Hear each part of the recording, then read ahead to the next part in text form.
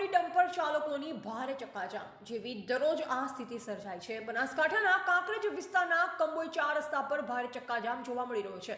કાંકરેજના કંબોઈ 4 રસ્તા ઉપર દિવસે ને દિવસે કંબોઈ ચોકડી પર ચક્કાજામ જોવા મળે છે। તો કોની મહેરબાનીથી પોઈન્ટ ઉપર ઉભેલા સિક્યુરિટી ગાર્ડ ક્યાં છે કે પછી પોઈન્ટ પર જ નથી? કંબોઈ, દુદાસણ, દેલિયાધરા, બુકોલી, અરણીવાડા, ઉમરી, આંગણવાડા તેમજ અન્ય વિસ્તારમાં અધિકૃત અને બિનઅધિકૃત રેતીની કોરીઓ ચાલી રહી છે।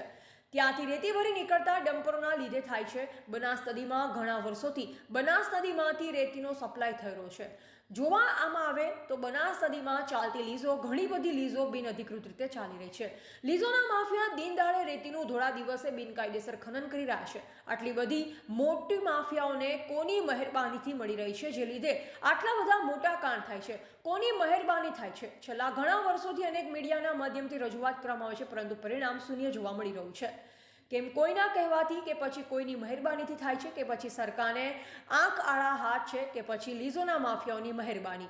જો કોઈ આવા સંજોગોમાં ઇમરજન્સી સારવાર અર્થે એમ્બ્યુલન્સ ફસાય તો જવાબદારી કોની? આવા ઘણા બધા કંબોઈ ચોકડી પર એમ્બ્યુલન્સના બનેલ છે જવાબદાર।